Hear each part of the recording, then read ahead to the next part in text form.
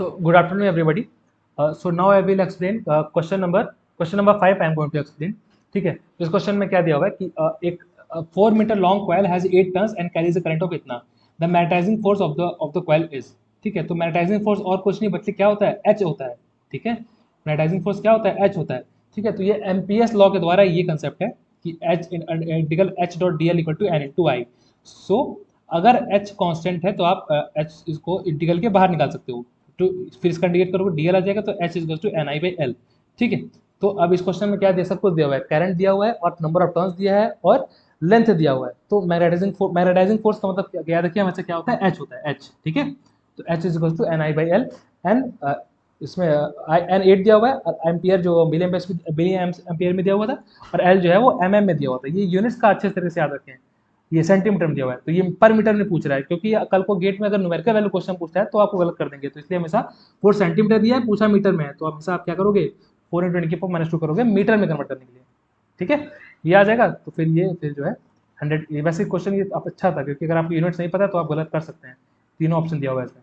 ठीक है, तो मीटर में पूछा है, सेंटीमीटर में लेंथ दिया हुआ है, तो सबसे पहले आप क्या करोगे, कन्वर्ट कर दोगे सेंटीमीटर को मीटर में. ठीक है, तो इसको जब सॉल्व करेंगे आप तो ये आएगा ऐसे, ये. ठीक है, सो ये was the right answer for this question. ठीक है, फिर आता है क्वेश्चन नंबर 6. क्वेश्चन नंबर 6 क्या है कि which of the following does not measure the quality of inverter output. तो देखो भाई, इन्वर्टर आउटपुट टीएचडी तो बताता ही है कि अगर कोई भी इन्वर्टर की अगर बात करें, किसी भी इन्वर्टर की अगर हम बात करें, तो देखो सिर्फ पावर फैक्टर ही ऐसा है जो क्वालिटी नहीं बताता. क्योंकि देखो इन्वर्टर क्या है, अगर इन्वर्टर का आप ध्यान से समझें तो इन्वर्टर क्या करता है, डीसी इनपुट लेता है, डीसी और आउटपुट में क्या देता है, एसी ना. तो अब ये एसी कितना साइन मतलब कितना प्योरली साइनसॉइडल प्रोड्यूस कर पा रहा है कि नहीं कर पा रहा है, यही इन्वर्टर का मतलब यही ये सब मेजर करने के लिए यही सब फैक्टर बना है. टीएसडी देखोगे सबसे पहले कि टीएस मतलब कि टोटल हार्मोनिक डिस्टॉर्शन का मतलब क्या हुआ कि कितना हमारा साइनोसाइडल से के करीब है हमारा वेवफॉर्म. ठीक है, और दूसरा क्या देखोगे कि हार्मोनिक फैक्टर के कितने, जैसे कि हम जब भी फॉर्म करते हैं इन्वर्टर, तो एक जैसे एक आरएमएस वोल्टेज नेट आता है, उसका क्या होता है, फंडामेंटल वोल्टेज प्लस ये आरएमएस का whole square equal to fundamental voltage plus second harmonic plus third harmonic. तो ये सब रहता है ना. तो अगर ये सब रहता है तो हम क्या चाहते हैं कि भाई बस फंडामेंटल पास करें, बाकी ये सब हार्मोनिक्स होते हैं. तो यही सब में जो है मेजर किए जाते हैं कि ये सब हार्मोनिक फैक्टर्स कहलाते हैं. और डिस्टॉर्शन फैक्टर मतलब वही कि distortion factor is just defined as G is to क्या होता है, if I clear in mind कि फंडामेंटल वोल्टेज फंडामेंटली क्या ट्रांसफर हो पा रहा है, मतलब V01 फंडामेंटल का RMS voltage upon V0R overall RMS voltage. ठीक है, और यहीं से टीएसडी भी निकाल जाती है. टीएसडी क्या होता है, if you could recall, TSD equal to 1/z² -1 की पावर 1/2. ठीक है, और जी क्या होता है, V01 अपॉन V0. V01 मतलब क्या, फंडामेंटल कितना ही ट्रांसफर कर पा रहा है. ठीक है, सो ऑल दिस की पावर फैक्टर का यहाँ पे ऐसा कुछ काम नहीं आता है. ठीक है, तो क्वालिटी इसके लिए इस्तेमाल नहीं होती है. ठीक, सो इस ऑप्शन इज डी. फिर आता है क्वेश्चन नंबर 7. क्या है, ये ग्राफ रिप्रेजेंट कर रहा है, ये अच्छा ये क्या रिप्रेजेंट कर रहा है, तो ये तो ऑब्वियस सी बात है, ये एक पैराबोला रिप्रेजेंट कर रहा है, जो कि ये मतलब डी ऑप्शन करेक्ट हो सकता है ना. टी पॉजिटिव लिया गया इसलिए ये ऑप्शन करेक्ट हो ही नहीं सकता, क्योंकि टी नेगेटिव की बात हो ही नहीं रही, यहाँ पे टी पॉजिटिव की बात हो रही है, इसलिए फोर्थ ऑप्शन ही करेक्ट हो सकता है. ठीक है, अच्छा अगर आपको डाउट हो रहा हो कि यार ये कल को एक्सिस वगैरह बदल दे, तो एक बात आपको अच्छे तरीके से याद रखनी चाहिए हमें हिसाब से कि अगर ये दिया है y equals to X square ना, y equal to X square कर दिया है, तो इसका मतलब क्या हुआ, ये पैराबोला का मुंह खुलेगा वो y की तरफ खुलेगा, मतलब सिंगल वेरिएबल की तरफ खुलेगा मुंह. ठीक है, जैसे कल कोई तुमसे ये दिया कि भाई x equal to Y square बताओ, इसका ग्राफ कैसे बनेगा, तो भाई इसका ग्राफ कैसे बनेगा, सिंगल जो भी वेरिएबल का सिंगल पावर है उसके तरफ ही इसका मुंह खुलता है. इस तरीके से देखो, ये एक्स ये वाई. ठीक है, तो ये थोड़ा जो है ध्यान देना, कल को डाउट अगर हो जाए किसी को, तो वाई को स्क्वायर मतलब ये वाई है, सिंगल वेरिएबल वाला के तरफ ही मुंह खुलेगा. x1 या x equal to Y square, तो x की तरफ ही मुंह खुलेगा. ठीक है, तो इस तरह के डाउट आ सकता है बच्चों को. ठीक है, तो right answer for this question D, fourth one. ठीक है, फिर आता है क्वेश्चन नंबर 8. क्वेश्चन नंबर 8 क्या है कि in 3 phase full wave AC to DC converter ripple frequency of the output. तो भाई याद रखना कि 3 phase full wave AC to DC, तो एसी साइड जो हमारा हार्मोनिक होता है, ripple frequency at DC side that is at output side is m into f ना. आउटपुट मतलब कि किसी भी कन्वर्टर को हम एसी इनपुट देते हैं और हमारा आउटपुट क्या आता है, डीसी आता है. तो भाई डीसी साइड मतलब आउटपुट साइड हमारा जो फ्रीक्वेंसी होता है वो m into f होता है ना. m इज कि हम जैसे कि number of pulse at the output, ना। जैसे कि one phase full wave rectifier होता है, तो उसमें क्या होता है, ये ऐसा वेव फॉर्म आता है, तो n इक्वल टू 2 कर लोगे, क्यों, क्योंकि 2 पल्स एट द आउटपुट, ठीक है।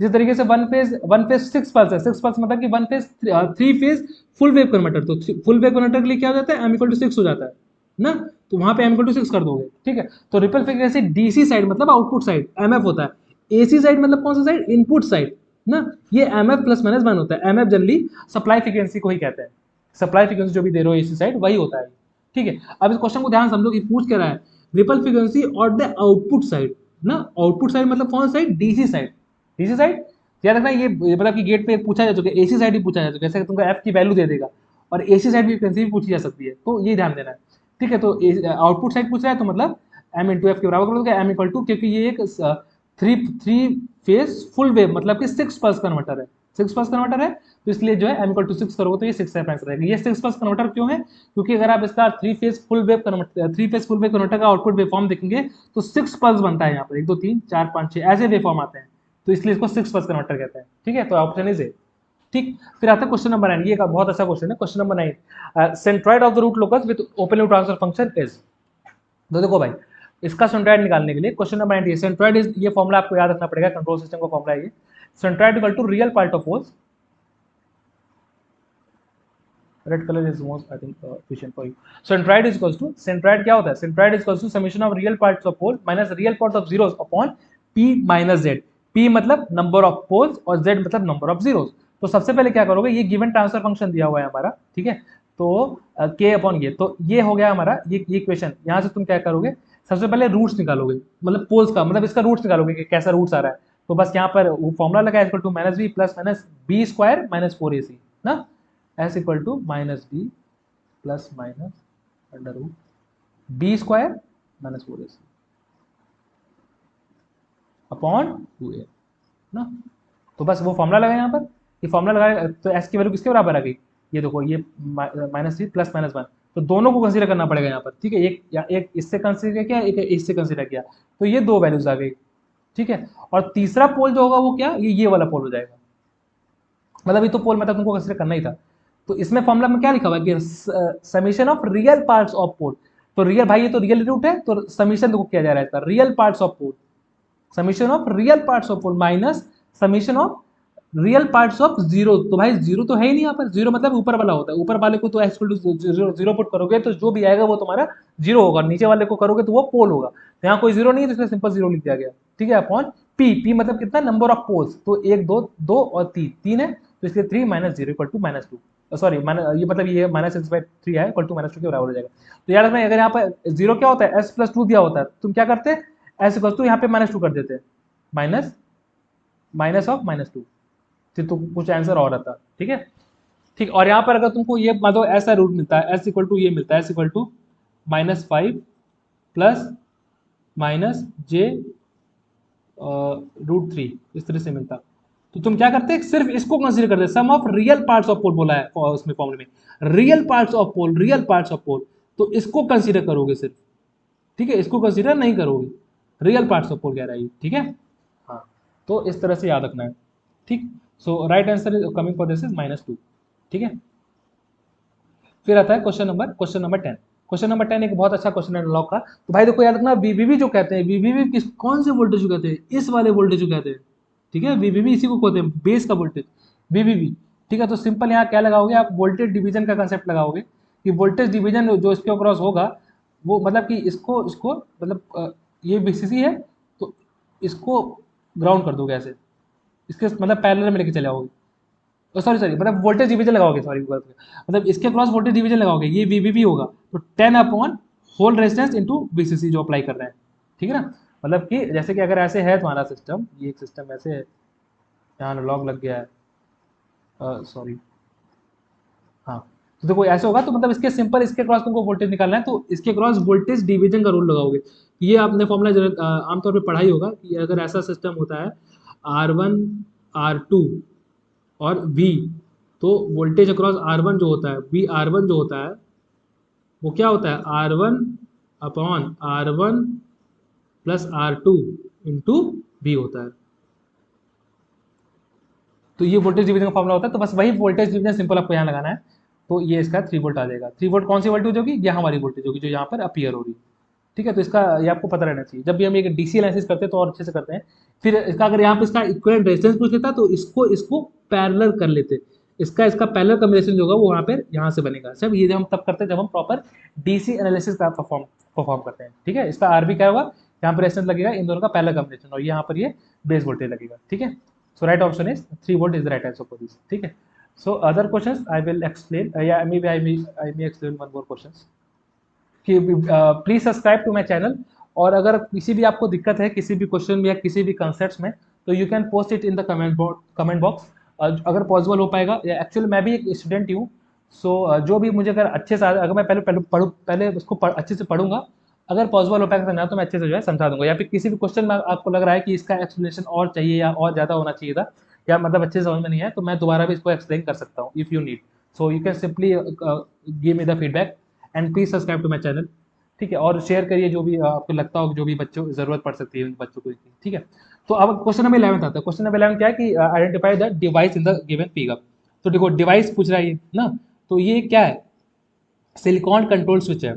सिलिकॉन कंट्रोल स्विच जो मैंने मारा था वो fourth option, silicon connection rectifier में, जो कि गलत है। ये एक सिलिकॉन कंट्रोल स्विच है। तो मैंने दूसरे का एग्जांपल यहाँ दे दिया हूँ कि भाई ये अगर तुमको डाउट हो कि देखो ये होता है SCR, सिलिकॉन कंट्रोल रेक्टिफायर, इस तरीके से होता है। गेट पर हम ये दे रहे होते हैं, लेकिन अगर तुम यहाँ ध्यान से देखो तो एनोड ये है, तो ये मतलब ये है सिलिकॉन कंट्रोल स्विच है ये। ठीक है, स्विच है। लेकिन अगर ये गेट पे ऐसे पल्स दिया जाता है तब ये सिलिकॉन कंट्रोल रेक्टिफायर बनता है। लाइट एक्टिवेटेड SCR तक कहलाता है जब यहाँ पे लाइट का सिंबल बना दिया जाए, तब ये तुमका जैसे ये ऑप्शन दिया हुआ ना, लाइट एक्टिवेटेड CR, यहाँ पे दिया हुआ था शायद ये लाइट एक्टिवेटेड SCR। तो लाइट एक्टिवेटेड SCR का मतलब क्या होता है कि लाइट का मतलब यहाँ पर एज अ सिंबल यहाँ पे दिखा दिया जाएगा, तो तुम उसको लाइट एक्टिवेटेड SCR कहोगे। और सिंपल जो SCR होता है सिलिकॉन कंट्रोल रेक्टिफायर, उसको तुम क्या कहोगे, उसको कहोगे कि भाई गेट पर सामने से दिया जाता है, इस तरीके से होता है गेट पर ना। लेकिन यहाँ पे ऐसा कुछ नहीं है, यहाँ पे पीछे से दिया जा रहा है एनोड गेट देखो, तो इसलिए ये क्या है, सिलिकॉन कंट्रोल स्विच कंसीडर किया जाएगा, इसलिए SCR ये नहीं है। ठीक है, SCR का सिंबल ऐसे है और लाइट एक्टिवेटेड SCR का सिंबल ऐसे होता है। ठीक है, सो क्वेश्चन नंबर 11 का ये ऑप्शन है। फिर क्वेश्चन नंबर 12, ये आपको एकदम याद ही करना पड़ेगा कि क्वेश्चन नंबर 12 का जो ऑप्शन होगा, मतलब इस तरह का जो चार्ट होता है, इस तरह का जो चार्ट होता है उसको हम स्ट्रिंगिंग चार्ट कहते हैं। ये जनरली आपको पावर सिस्टम में मिल जाएगा, एकदम अच्छे से अगर आपको पढ़ना है तो पावर सिस्टम में ही इस्तेमाल होता है ज़्यादा। ये कि मतलब कि ये इस्तेमाल तब होता है यार जब जैसे कि अगर कल को हमारा ट्रांसमिशन लाइन अगर हमको करना है किसी पहाड़ी इलाके में, जैसे उत्तराखंड वगैरह में करना है, तो वहाँ पर क्या होता है कि जैसे कि शिमला वगैरह में अगर आप देखें तो वहाँ पर क्या होता है कि टेम्परेचर मतलब या तो बहुत कम हो जाता है या तो मतलब या तो बहुत कम हो जाता है, तो उसकी वजह से क्या मतलब ट्रांसमिशन लाइन्स में लेंथ में क्या दिक्कत आती है, तो उसके लिए इसका इस्तेमाल जनरली किया जाता है। कि मतलब कि उसमें जैसे कि उसमें तार वगैरह में क्या होता है, बर्फ वगैरह लग जाती है, तो वेट ज़्यादा हो जाता है, वेट फिर ऐसे सुबह सुबह पूरा मेल्ट हो जाता है, तो फिर वो ऊपर चला जाता है। तो ये सब एनालिसिस करने के लिए कि हम कैसा वहाँ पे वायर इस्तेमाल करें, तो इसका इस्तेमाल किया जाता है, मतलब स्ट्रिंग चार्ट का इस्तेमाल किया जाता है। तो इसको कहते हैं स्ट्रिंगिंग चार्ट। सैग का मतलब क्या होता है, जो तार नीचे आ जाता है उसको कहते हैं सैग चार्ट। तो सैग चार्ट नहीं, ये स्ट्रिंगिंग चार्ट होता है, जिसका इस्तेमाल हम करते हैं पावर सिस्टम में। किस लिए, ट्रांसमिशन लाइन पर इफेक्ट देखने के लिए कि वहाँ के टेम्परेचर का, या फिर यहाँ बर्फ वगैरह गिर रही है या फिर कहीं बहुत ज़्यादा धूप पड़ रही है, तो उसकी वजह से क्या इफेक्ट आ रहा है इस पे तार पे हमारे, तो उसके लिए हम ये डिफाइन करते हैं। ठीक है, ये इंटरव्यू करें पूछा सकता है, तो ये है। ठीक है, तो बाकी क्वेश्चन एक्सप्लेन करूँगा नेक्स्ट वीडियो में। You can tell me if you have any doubts. और बाकी में ठीक है, thank you. Please subscribe to my YouTube channel. Thank you for this.